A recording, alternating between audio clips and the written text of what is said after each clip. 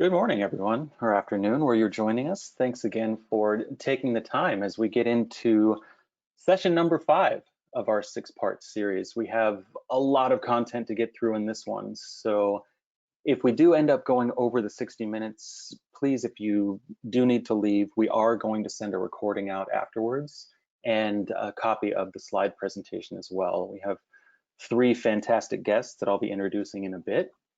Before I get to that, I did want to get into a couple of ground rules that we always talk about. The first one, audio. We want you to be able to hear us. So whether you're connecting via computer or phone, just use the GoToWebinar platform and choose whichever one works best for you.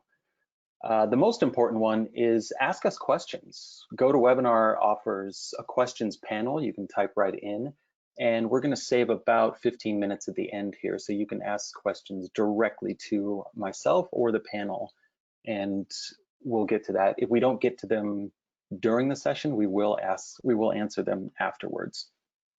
And finally, as I mentioned, we're going to send out a recording afterwards. So if you do need to leave, you can watch this on your own time with your team and discuss it at your leisure. So for those who don't know, who is Management One? Well, our purpose is to provide financial security for our people, our clients, and our affiliates, retailers, independent retailers like you on the call. And our focus is merchandise intelligence and education, like this for independent retailers. We started off as retailers first, and our services and our software is designed specifically with you in mind. Now, that being said, a lot of what we're discussing today has to do with marketing and connection and outreach, not typically the services that we provide. So we want to just let you know these are considerations. Everything the panel is going to be talking about, we just want to show examples of what your peers are achieving. And we know that every business is unique and different, and your constraints have to be taken into account. So all the content today is really informational in nature. A lot of the facts and circumstances vary from business to business, location to location. We service retailers across the globe, and it's different in every single unique business. So if you're going to move forward with strategies, you should always consult with professional web developers, any social media content creators, advertisers, PR experts, and let them know your specific needs and your specific goals. So I want to introduce quickly our panel. We're going to be speaking with them shortly. We have Deanna McIntosh, founder and retail expert of the Affinity Group International, as well as Retailing Evolved. And we're going to be speaking with Robert Rosenthal, co-founder and owner of Exhibition and Next stores. And finally, Sarah Burks, Director of Education for the Boutique Hub. I found this quote from Maya Angelou because I think that it encompasses exactly what we're going to be talking about. The overarching theme here is how you make your customers feel. And Maya said it best. I've learned that people will forget what you said, people will forget what you did, but they'll never forget how you made them feel. And we're doing a lot of outreach lately, social media, email. Customers are just consuming information, but what are they taking away from it? How are they feeling? How are you connecting with them? People are home, they've been under quarantine for 3 months now, and not a lot of them are ready to get back out. They need that connection to your brand. They need a reason to feel safe and leave their homes and shop in your stores. So this great article about 5 or 6 weeks ago from McKinsey & Company was done. It was a perfect study to discuss the emotional connection. They said during the COVID-19 pandemic, companies that lead with empathy and genuinely address customer needs can strengthen those relationships. They put together a great diagram showing the 7 actions to emotionally connect with customers. Now, given the time constraints today, I won't go over all 7, but we can touch on the 4 on the outer wheel here. That emotional bond and that feeling of trust. How are you letting them know what you're doing to provide security and stability? They want to know that their individual safety is going to be addressed. And we touched on it in our last session, but they're being accustomed to convenience and ease of use. A lot of the services now with e-com and curbside service, people are getting used to these services. So getting them back into the store is going to be a little more difficult than before the pandemic started. So let's break it down to what people were doing during COVID-19. I can bring the panel in here and really talk about how some of these connections were made. A lot of folks had to really shift focus into diversified products. We touched on it back in March that masks are going to be a big, big hit. And I know, Robert, we touched on yours yesterday. You developed a whole mask line that was really important for your customers, not only before the store opened, but even now afterwards. Yeah, we certainly don't find the demand slowing down much. We're building them all here in the USA. We're building them in LA, and I think that probably is a piece of an article of clothing that probably will be with us for quite a while. Finding more and more customers are comfortable wearing it and buying it, and they're buying multiple masks at a time. And we're seeing other retailers that are really developing it into a fashion statement, which is pretty awesome to see. We have a retailer on the East Coast that developed their silk handkerchief line into masks and really turned it into a high-end fashion line. And I thought that was a great way of staying connected. There's tons of new services out there as well. A lot of our retailers, at least in Management One, some of them didn't even have websites 3 months ago, and they're being forced into this e-com world. And the adaptability that they've shown in the last 3 months has just been amazing. I know, Robert, you did a curbside service while you guys were closed, and I believe yesterday you mentioned you're going to continue that as well. Well, yeah, I mean, we're open now, so we certainly don't have to worry about doing curbside, but curbside was very, very successful for us during the early stages of the lockdown here in Ohio. Our governor really got out in front of things very, very quickly, and really did a good job of kind of putting us in the best possible position. And just by virtue of where we live, and we're not as densely populated as some of you others are in some of the more larger markets, and we don't rely on public transportation, we are pretty much full go right now in terms of operating. We still have some operational rules in the stores, the amount of people we'll let in, how we space people that are waiting to get in. So we're still kind of in our, and I think we'll be doing this for a while, but we're very fortunate in how the action that our governor took early on. That's perfect. Moving into the finance options, a lot of folks, whether you're online or in store, they're going to be looking for a variety of contactless payment options. How are you giving them the tools they need, even with tools like Sezzle and Afterpay on social media that allow people to purchase a product in smaller chunks? Sarah, actually, I noticed in the Boutique Hub that you guys have a large following that use products like these. Can you speak a little bit to some of those tools? Yeah, absolutely. Thanks. So Sezzle is something that, it's been around for a few years. It's really starting to come around, Afterpay as well. But the idea is this is like layaway that we have been doing for years. It is an alternative payment solution. Basically, the consumer applies, they fill out, a quick little type form. They are given a line of credit, so to speak, with Sezzle. And when they purchase something from the store immediately gets paid by Sezzle. Sezzle turn around and collects the payments like in 3 or 4 installments from the customer. The risk is on Sezzle. The business gets paid right away. They have increased cart sizes, right? It encourages people to check out. They feel more secure in their payment as far as being able to justify the purchase. It's a win-win on so many different levels. And to be very honest, they're working on making this an in-store option as well. That's going to be coming very soon. So that's really exciting because it helps that consumer with a payment option, right? But it also takes that risk off of the retailer. We all know what layaway has done in the past, and we end up with the items, right? And are they going to pay? It takes the risk off of us as the retailer. So that's exciting. And it checks a lot of the boxes off on this wheel here, as well as financial distress, convenience, offering security and stability. Yes. The big thing that we're And really going to put in, yep. Oh, I was going to say, we're also seeing, seeing things, with like Apple Pay and, the PayPal stuff, all these different avenues. And people are feeling more secure, and we're definitely seeing cash take the back seat. And it has been for a while, but I think the big push here lately is cash is dirty and we don't want to deal with it. And there's a lot more convenient ways to make payment on your purchases. So giving that convenience factor back to your customer is huge, plus the security it gives them.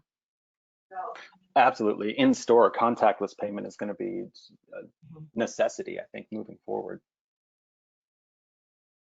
I also wanted to touch on one of the bigger aspects too, which is a sense of community. And Robert, I found a great example from you guys at Exhibition. You guys had a partnership with MedWorks, and I just wanted you to touch on that.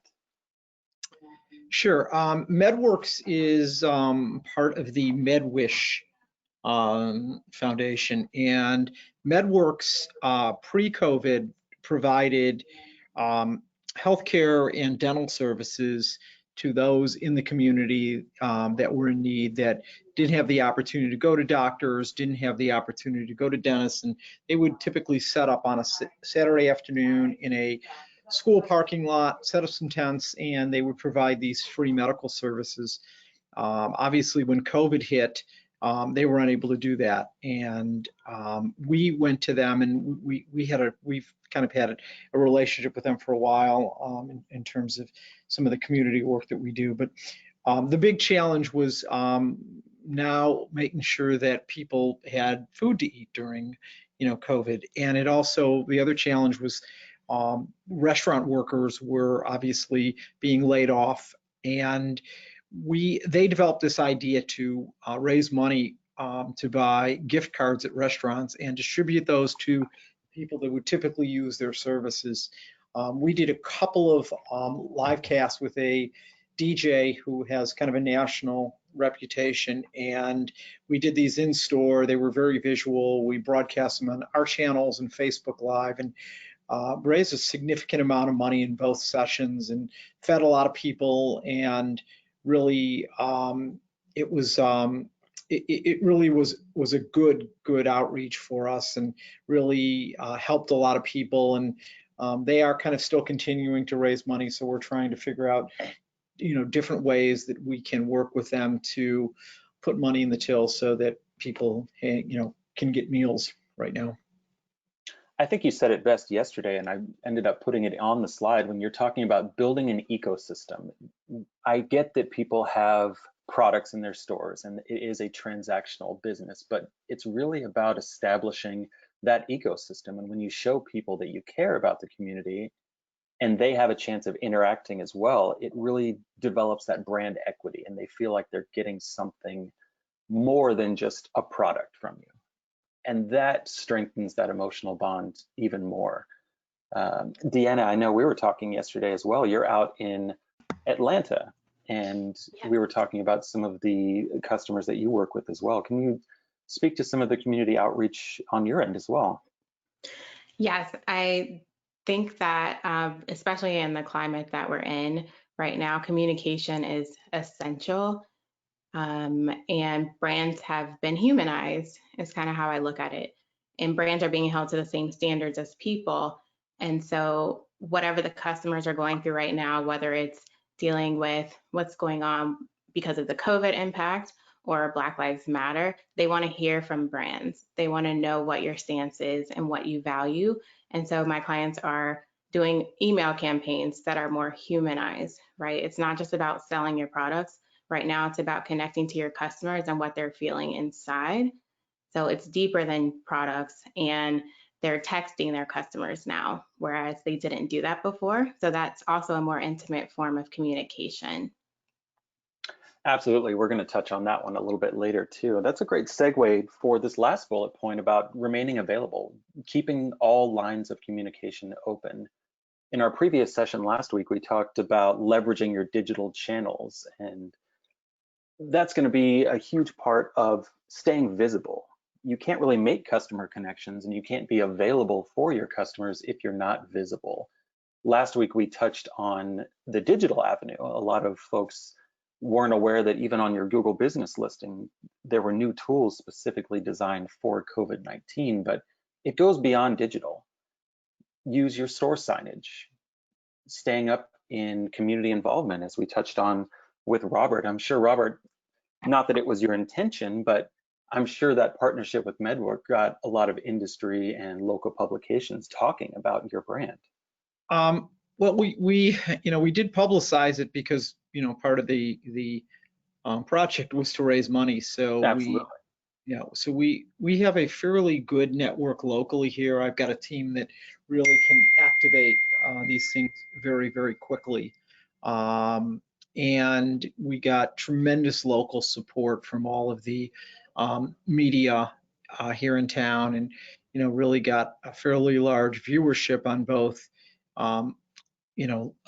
live streams. So our intention wasn't to kind of boast and publicize ourselves. Our intention was to really get the community aware that this was an issue that we needed some help on, and our community responded very positively. I mean, our feeling is that our community is I don't want to say suffering, but our community is facing challenges, and it's really incumbent upon us to be a partner and do what we can in the community in a lot of ways to create create opportunity, whether that's raising money for MedWorks, or doing things in the community to better the lives of those, and teach those maybe, and give them certain skills that they wouldn't ordinarily get. Absolutely. It goes back to authenticity, which we're also going to touch on in a little bit. Can I jump in on that just a second? Please. Yeah.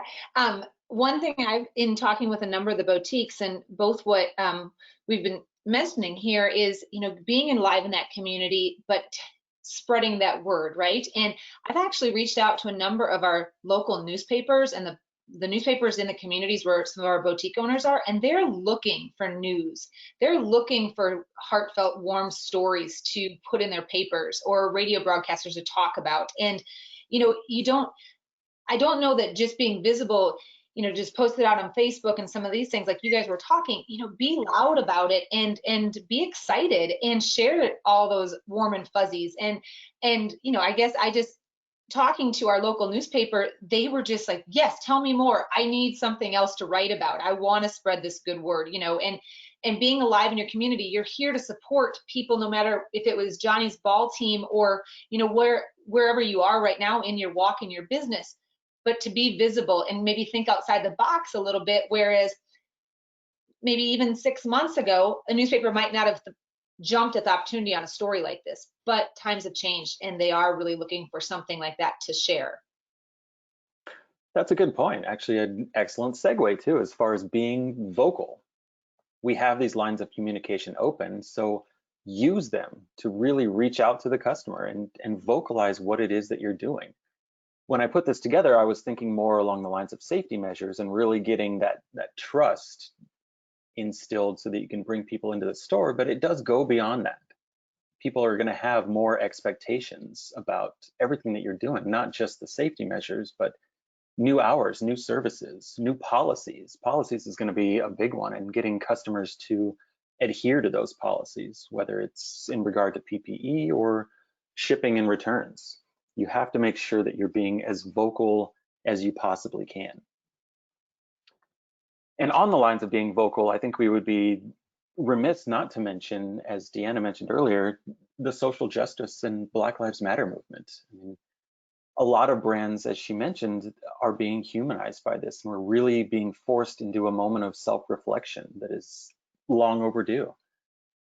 Even internally here at Management One, we were really thinking about how we're going to structure our message and what should we say and should we say anything. And we came to the conclusion, as many brands are, that not saying anything at all is saying something. And we have to figure out how we're going to connect with this broader movement. And I wanted to bring our CEO, Mark Weiss, in. I think his quote said it very eloquently. Mark? Well, thank you. And I want to actually thank Deanna and Jeremy and Nico and members of our team for really putting a mirror up to us and saying, what is it that we're doing?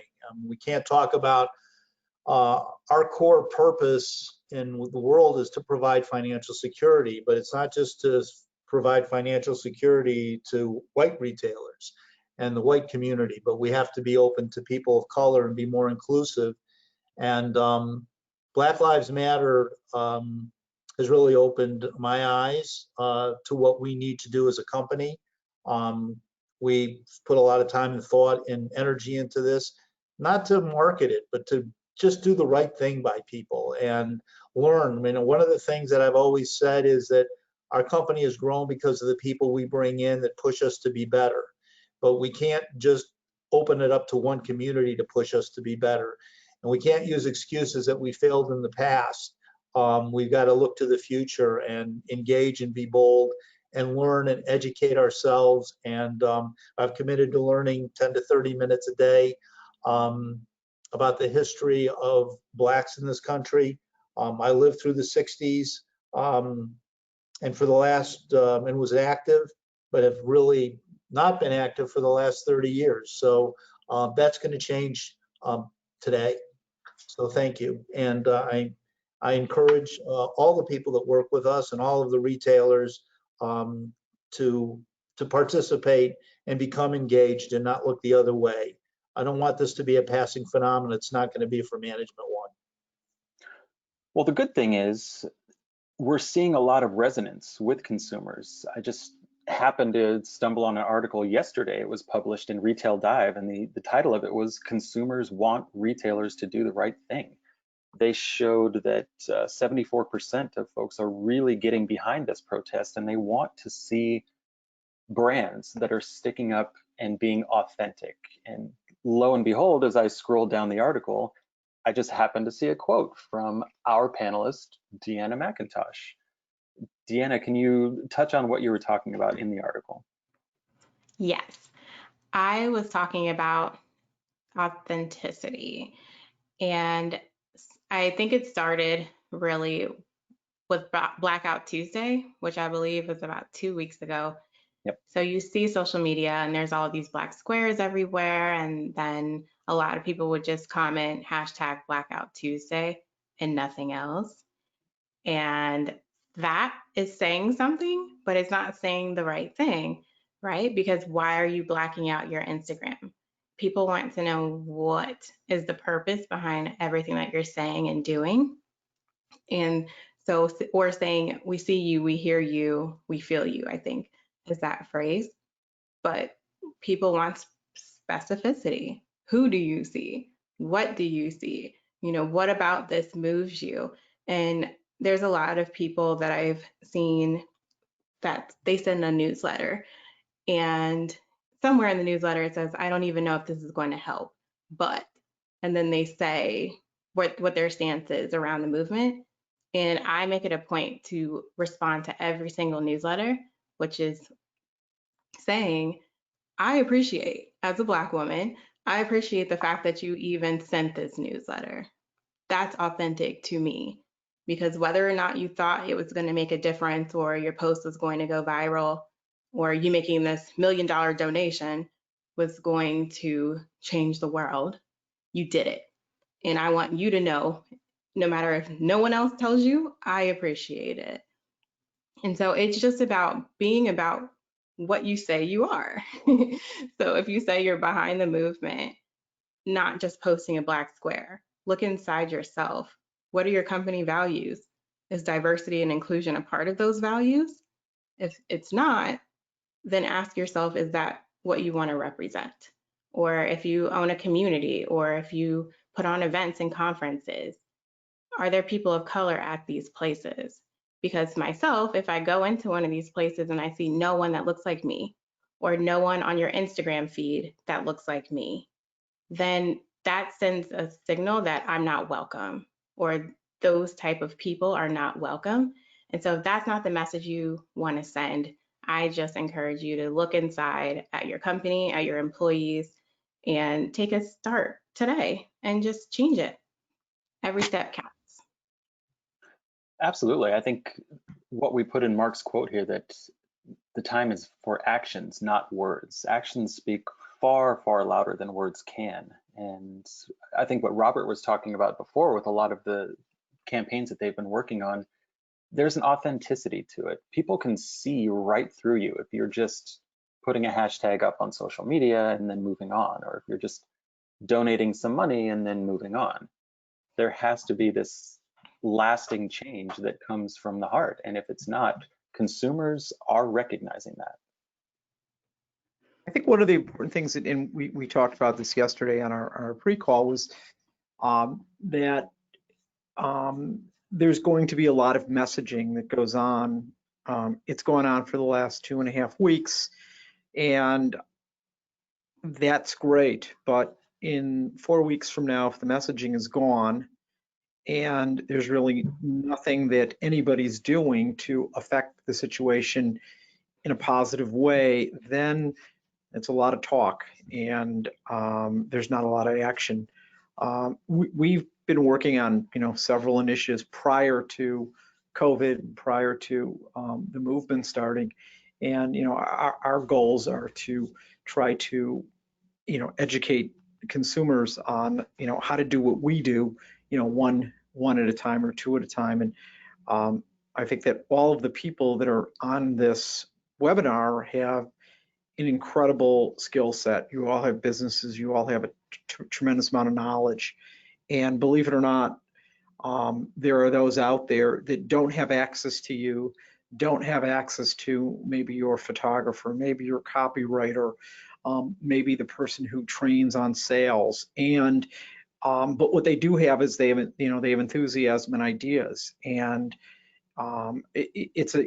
we're creating a curriculum, a training curriculum for young creatives that don't have the opportunities that someone else does. And they've got great ideas, but they don't have access. They don't have, they can't finance their business. They don't have the proper camera to take photos to promote their brand. And we're going to bring in those from the community, and we're going to try to teach them one at a time how to build a business. And whether they win or they lose, they're going to walk away with a bunch of knowledge, and they're going to walk away with contacts, which are really important. So all of you that are on this call today, in a very, very simple way, have a tremendous amount of skills that are very, very transferable. And I think that all of you can do something very, very small to teach those in the community that don't have the opportunity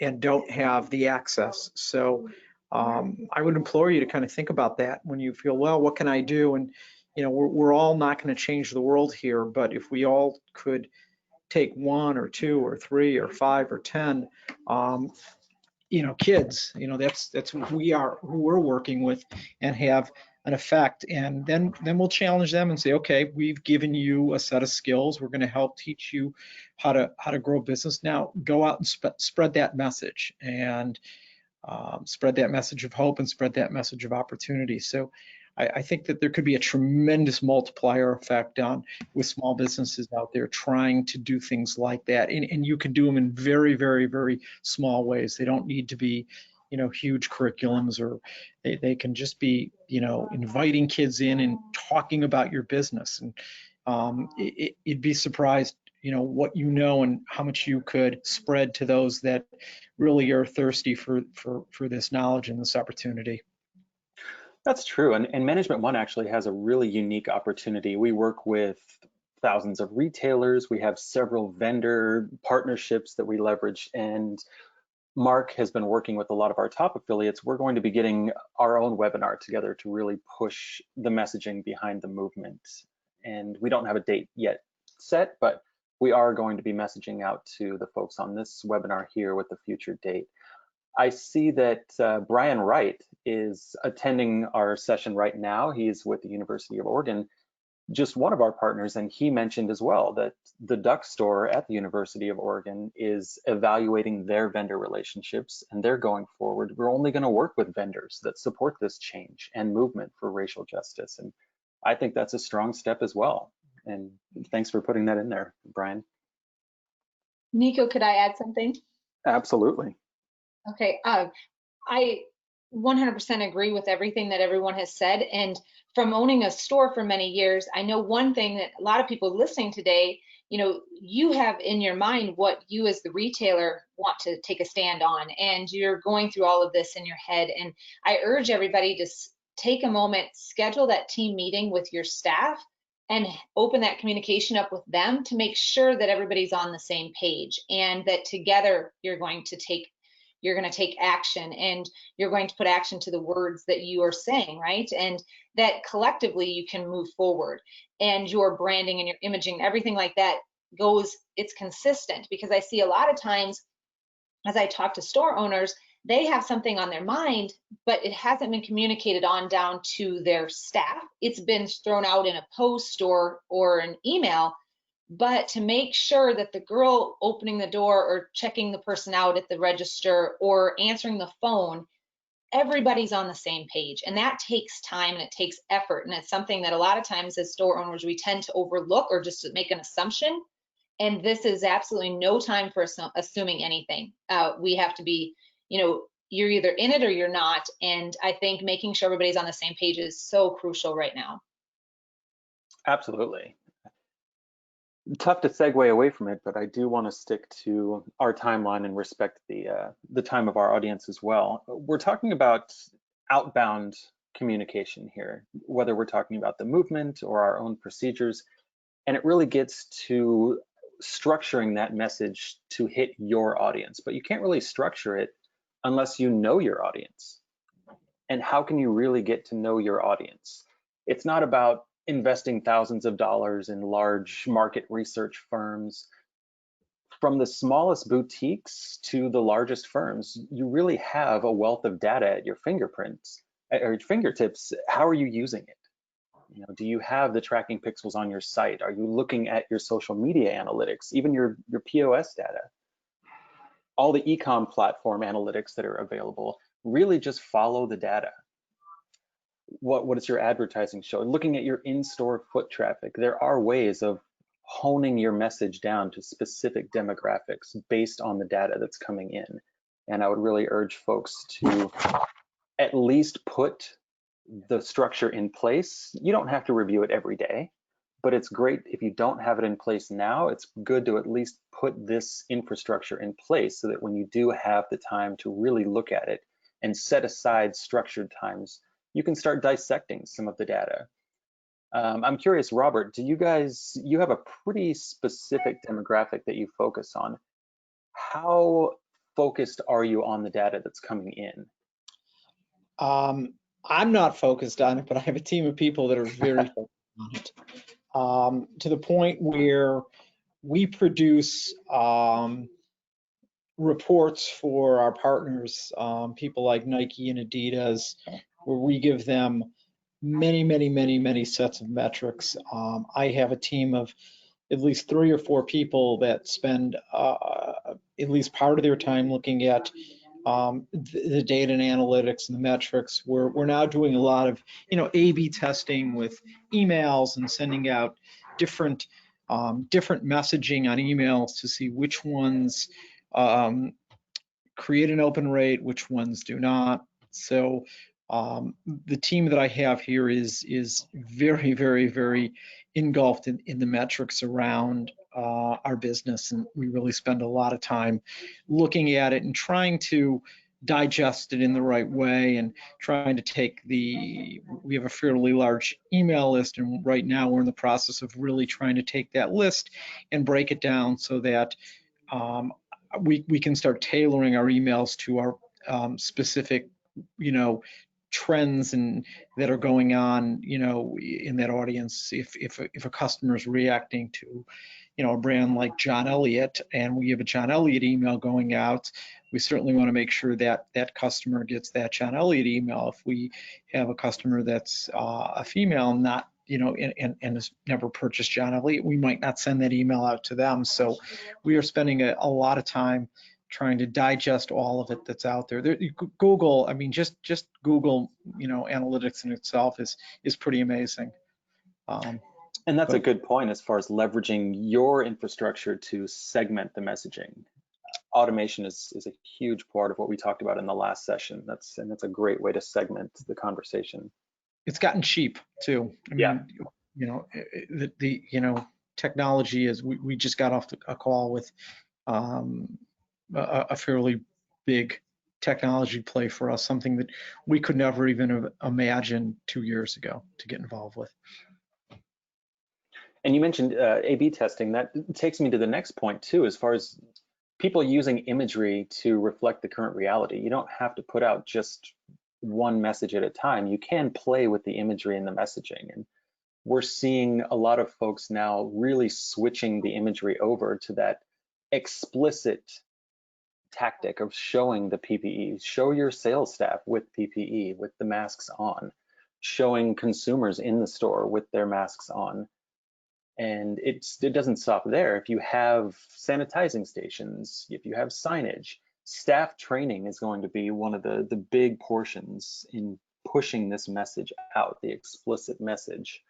But it doesn't just have to be explicit. There are implicit, more subconscious ways of getting that culture shift into the minds of your consumers. I came across a study from pattern89.com, and they were suggesting 27% fewer brands are using images or videos in their advertising that show this personal connection, hugging, holding hands, shaking hands.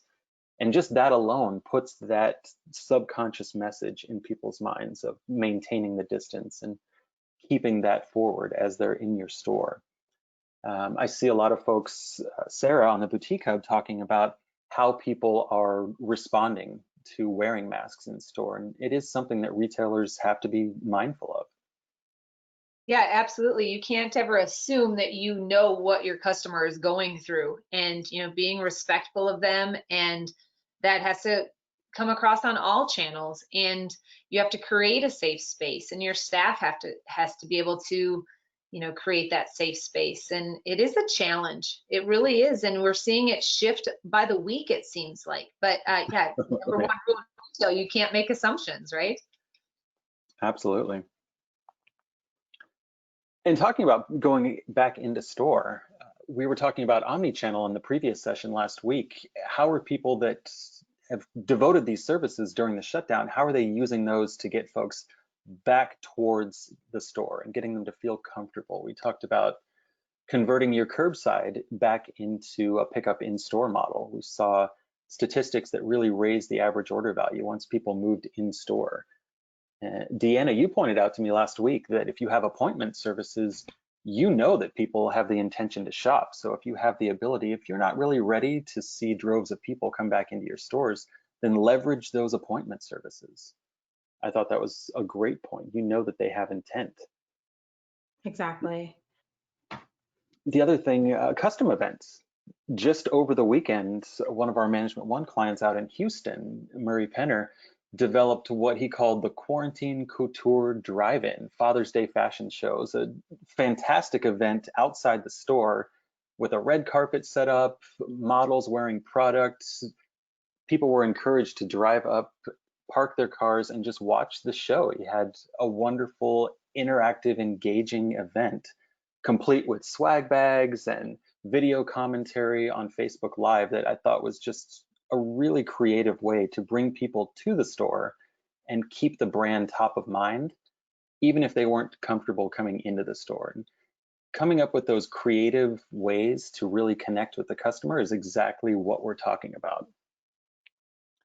And finally, gifting options. Just because stores are closed and we have a quarantine going on, people still have birthdays, there's still graduation, Father's Day coming up, as we mentioned. How are you leveraging gift cards, and how are you leveraging these gifting options for folks to interact with your brand and give people something that they can use during this time? That's going to be a huge strategy as well. And I wanted to move along in the interest of time because I didn't want to miss talking about unique partnerships. We talked about community and getting that sense of community. Robert, we touched on MedWorks before, but you actually had another partnership that you did with the folks at Rake, and I wanted you to touch on that really quickly. Okay, Rake was kind of an initiative that one of my team members here initiated. The person in the middle there laughing is a guy I've known for a long time, Ricky. And I don't know if people know, but in February 17th, it's the National Random Acts of Kindness Day, and it was a nonprofit established in 1995 in Colorado, and it was dedicated just making kindness the norm. So Ricky, who founded the Random Act of Kindness movement here in Cleveland, as well as he does another movement called #Lunchbag. I don't know if anyone's heard of that, but if you haven't, go check it out, because that is an amazing group that we're looking to work with as well. He was in LA at the time in 2013. He was homeless, he was recently divorced, and he was down to his last $20 to buy slices of pizza for the homeless, not for himself. And he just started kind of developing this idea wherever he was, this random acts of kindness. And the Rake initiatives are they feed and clothe the homeless. He does have a #Lunchbag issued in the Rake initiative, but we teamed up with him to try to amplify the event this year. And what we did was we added our social media component, and then we added a component where we would take the 4 that we deemed and he deemed to be the best random act of kindness, and we gave out $250 gift cards to the 4 people. And again, it wasn't a huge initiative for us, but it was we did it to support Ricky, who's kind of been a friend of the company and mine for a long time.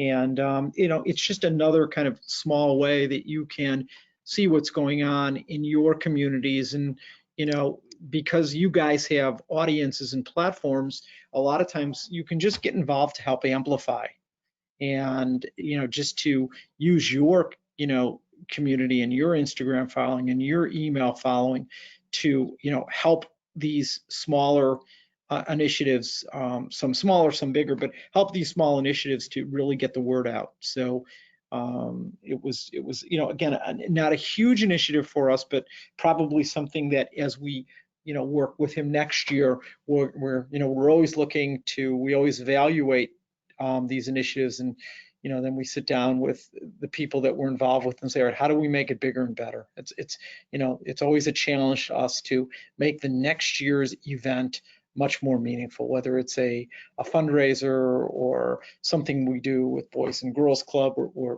always trying to create events that are really, really exciting for those in the community that it can affect. And authentic. What I liked most about it was the authenticity behind it. We're going to segue to the next slide talking about social influencers and how not to do it. And I think this is a great example of how to do it. You're getting behind a movement with an authentic message. And sure, there's product placement in the photo, they're using your store, people can see the brand, but that's not what it's about. It's not just about the transactional arrangement between the social influencer and the audience. So let's talk about social influencing for a bit, because it is something that helps with establishing credibility, relatability. It exploded back in 2016, 2017, and I think people really lost sight of the power behind social influencing. It just really became about getting the most likes, and you started seeing these social influencers that had no tie to the brand whatsoever, and they were just raking in tens of thousands of dollars just for the sole purpose of getting attention and likes. And one of the things that you really need to be mindful of if you are going to use the social influencing strategy is something called the TARES test. It's a persuasive communication test that really is built on 5 principles. The first one being truthfulness, the truthfulness of the message, the authenticity of the persuader, the influencer that you're using, showing respect for the persuadee, the viewer of your campaign, building that equity of the persuasive appeal, and then again, what we've touched on multiple times today is getting that social responsibility. Obviously, you can do product placements, we can do Instagram takeovers, you can definitely have the influencer use your store as a backdrop, but if it doesn't come from that authentic place, I know, Sarah, we touched on this yesterday, because I see this a lot in the boutique hub community. It really doesn't have that authentic feel to it. It's just going to fall flat.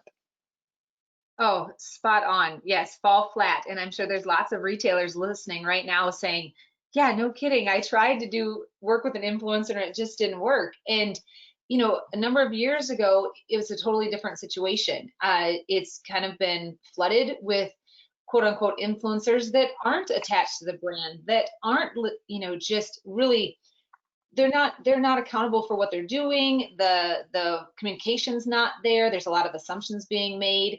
But yeah, people aren't relating to them. They're not authentic, and it just doesn't sell. It doesn't work. And influencing, yes, it can be done, but it has to be done with the parameters that you just set forth, Nico. I think those were spot on. And it's just like anything else in retail. We can't do it lazy. We have to be aggressive with it and monitor it and track it and see if it is actually working, or if it's not, what needs to be shifted. But yeah, those 5 points that you just mentioned, that's a great place to start with influencers for sure. And I wanted to give people something to take away here. With certain marketplaces, we're not trying to downplay the effectiveness of social influencing. So go out there and really research. There's some marketplaces like Trend and FameBit where you can curate the social influencer that you want to use. So I would definitely encourage people, when we send you the slides after this, check out some of these marketplaces and see if you can find somebody that really resonates with your brand. But going to the next slide, it doesn't have to be an outside influencer. Use the customers that are coming into your store as your community. Build that ecosystem, as Robert was talking about earlier. User-generated content is also a huge portion of what I see in the boutique hub and other networks out there. Your customers are coming into your store. So encourage them, incentivize them to post videos, you know, create your own hashtag. It's not just about reviews and testimonials. Get really visual. I found this image from Club Monaco, and they set up a full-on selfie station right into the store. So if you're looking to get people back into your stores, the best way to do it is to show other people in your stores. Show that interaction. And I think this goes back with what Deanna said earlier, that it's deeper than products anymore, and it's absolutely about the experience.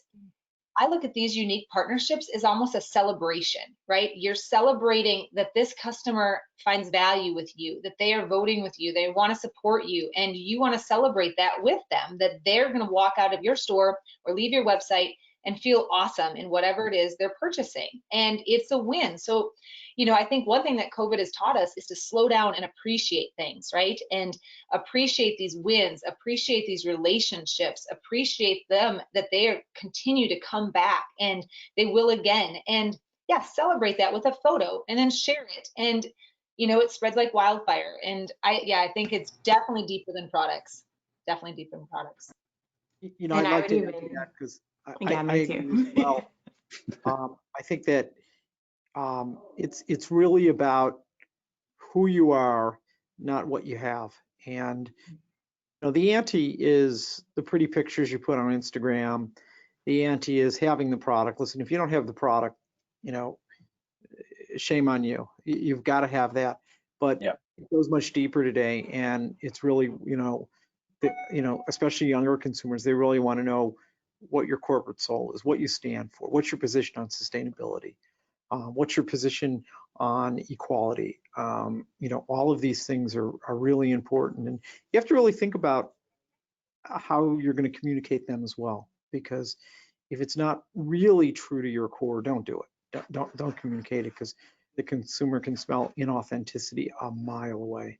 So I totally agree with that, that you've really got to think about, what you mean to your community.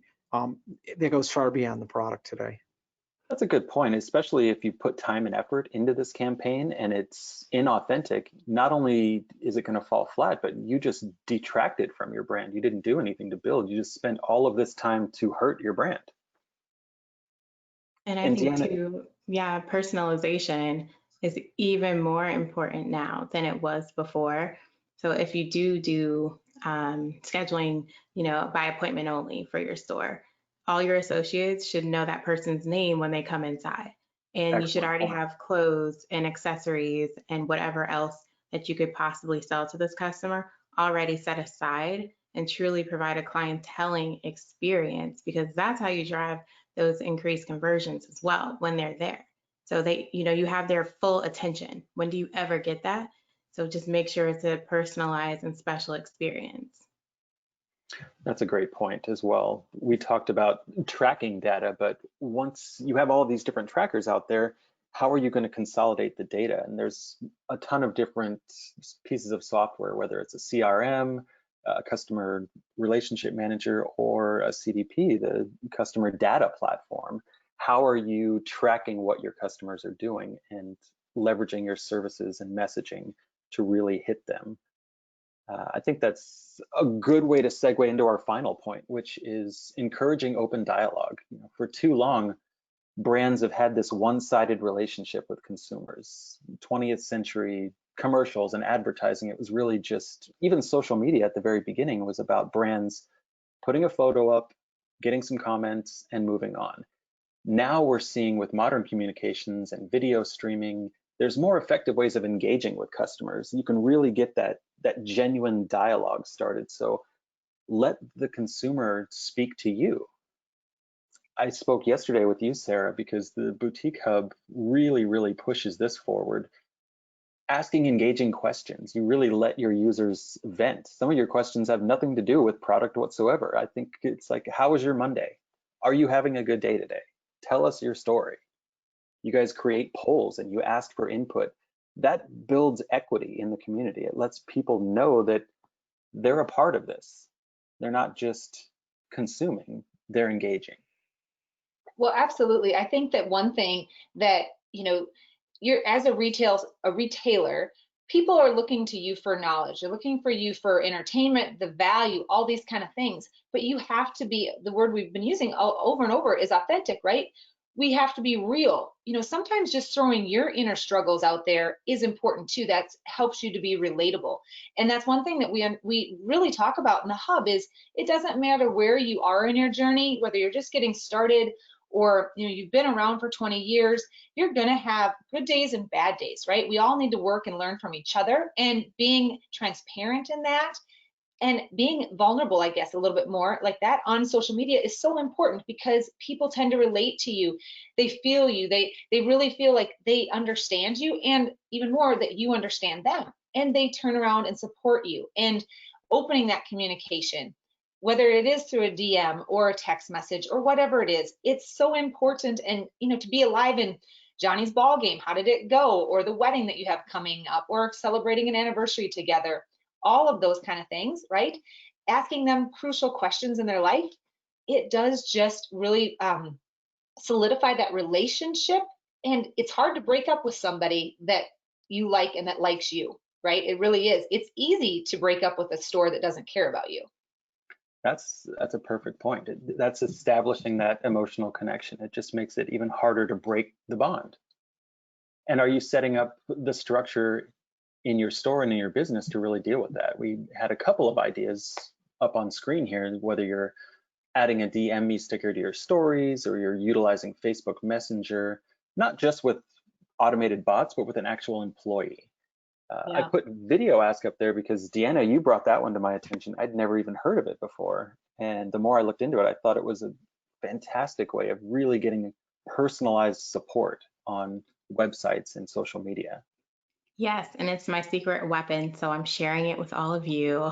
But you can actually test it out. If you go to my Instagram, the affinity group, you can see basically instead of you giving someone a form to fill out, typing in their name, typing in whatever else you need.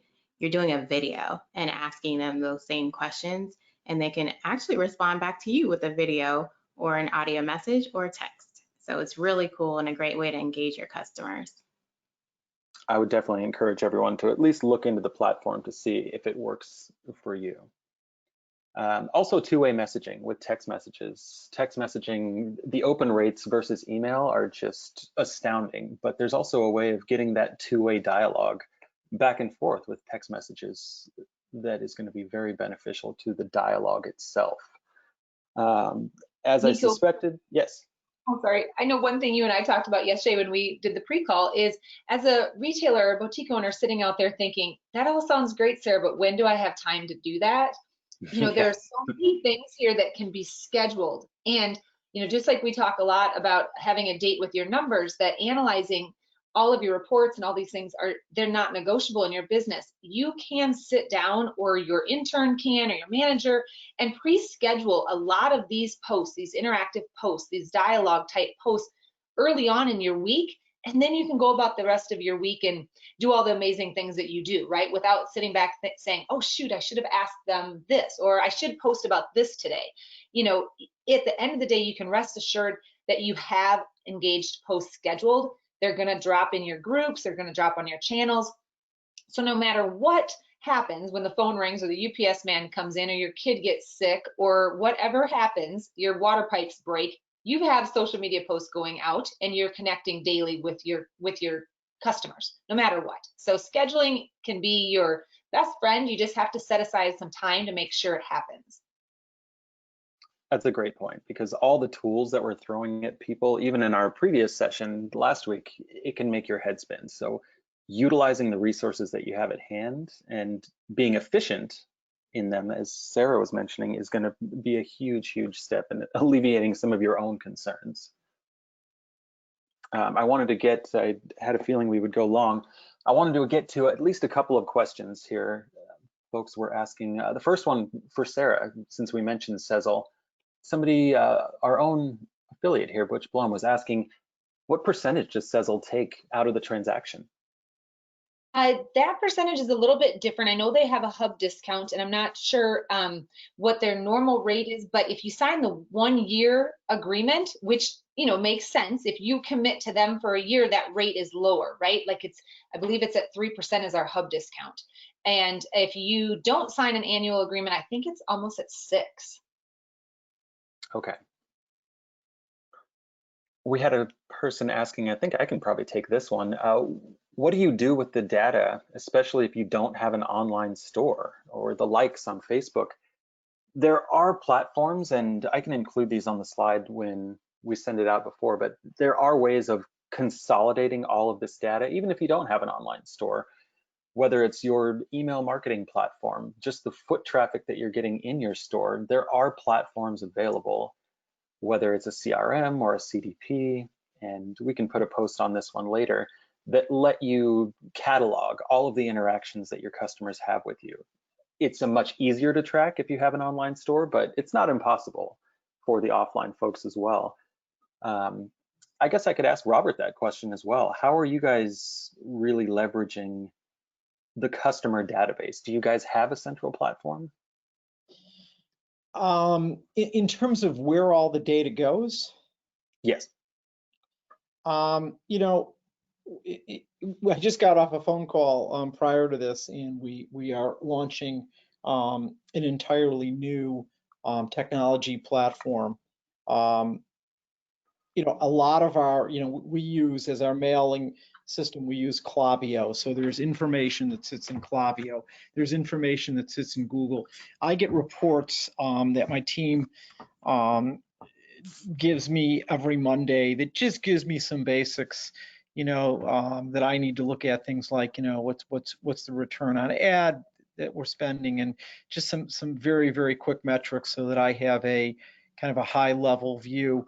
But it does sit in a variety of different places and have a variety of different users. That's why we have, you know, consolidated and down and made the decision to get all of our information into one economic platform. I mean, our business is we're in a very fast business, and there isn't a really great single source technology solution. And I could probably spend an hour talking about it, but the long story short is that, we have a point of sale, we have a shopping cart, we have a QuickBooks, which is our financial package, and they're all, attached with middleware. And we found that at this point in our lives that it's just not quite what we need to successfully grow.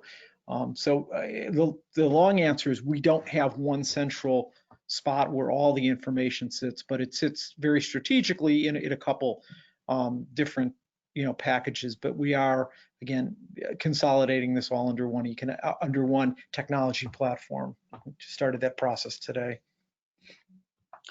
Sarah, with Boutique Hub members, have you seen any particular platforms that jump out? Any particular platforms that jump out as far as tracking data? Tracking data, but also tracking, consolidating all of the data into one specific spot, customer relationship managing or customer data platform. The one thing that we do, we created our Boutique Boss Planner a year and a half ago, and at the end of every month, we have consolidated reporting sheets in that planner that we ask the boutique owners to write down their traffic, their conversion, their ad spend, their best customers. What was the weather like? What was our top selling classification? What was our low? What could we not move if we tried to give it away, right? What were our best hours of sales? What did we pay out in payroll? We have a ton of reporting files there in every month in the planner that we asked our boutique owners to consolidate that information into one spot. They can take that planner to market, they can study from it, and then it also asks them to track these things month across or for the entire year, so they can look at it in January versus July and all these kind of things. As far as a platform, other than that, like a technology platform, all built in one. No, this is kind of one of those things. We know that our retailers are using an email software, they're using a point of sale, they have a bookkeeping system, they have their inventory management system, I hope, and they can take those numbers and pull that information and put it in one thing that they can look at and work from. That's what we've come up with at the Boutique Hub. Excellent. I see a couple of comments about the cost and the complexity being inhibitors for some of the campaigns that we're talking about. I really think it comes down to, again, like we said before, the available resources that you have to accomplish some of these things. We're not asking retailers to go into debt or set up a credit line just to get some of these major campaigns going. Really see what works for you. You don't have to spend tens of thousands of dollars to connect with the community. Nico, I would just like to, there's a really good book that I would recommend people read about how you can make change, and it's inexpensive. You don't have to spend a lot of money. And it's called Switch, S-W-I-T-C-H, by Chip and Dan Heath, H-E-A-T-H. And there's just example after example after example of how people made changes in really very difficult circumstances when all odds were against them. And I think it's both inspirational and also gives you the guidelines on how to implement change without spending a lot of money. And I would just like to add on to that too. I encourage people to look at things with a different mindset of what is an investment and what is an expense. There are some things right now that we have to invest in our business to be able to survive and move forward and to grow. But if we continue to look at those through the eyes of that's an expense and I don't know if I can afford it, versus some of these things that I don't know if we can afford not to do it. And that doesn't go for everything. Everybody's business is unique, but I think a point of sale system, having the ability to track these numbers, and an inventory management system like with Management One, having the ability to have that person, that team analyze your inventory and help you make the best decisions going forward to keep you from making these costly business mistakes of investing in the wrong inventory at the wrong time. Those things, you have to look at those as an investment into your business. Continue to make you more money. Right. And I totally agree with that. And even more so, if you have a plan for your business, like a strategic plan where you know the number that you need to hit for the year, and you're working with a platform and consultants such as myself or Management One who are breaking down that number goal part of the planning process is to say what your marketing budget is. So that should already be baked into your plan anyways. And so if you're going over and above that, that's another conversation, but you can plan that from the beginning so that as your business is growing, your marketing budget is growing with it. So it's really important to make sure that you're planning for all of these things that are, like Sarah said, an investment. And an investment means you expect a return. So you put your money in and you expect to get a great return back on that, more clients, more sales. So that's what it takes for you to grow. You have to invest in your business. Excellent point. I do realize we are a little bit over time, and I understand if people need to go. I did want to touch on one final thing, because we have some comments in here that are talking about, when we're speaking about social justice, a good place to end here is, how do we do it without offending people? There is a very polarizing political aspect that goes into this, and I'll let Deanna close on this, but I think it's more than politics. This is about humanity, and I think that really transcends politics. Absolutely. And I have an easy solution for you. If you visit diversifyretail.com, it is a website that I created, a landing page for this very thing. You can talk directly to me and I will take all of your questions, all, all of you, literally. You can talk to me and ask me, be open. Just tell me what you feel, and I will give you my honest feedback. If you want me to read an email, look at a post that you want to put out, I'll take that on so that we can continue this conversation. Because, like Nico said, it's not about politics. We're humans, right? Humanity is not politics. It's life, literally, that we're talking about here. So yes, diversifyretail.com, and I will take all your questions and help you and help us.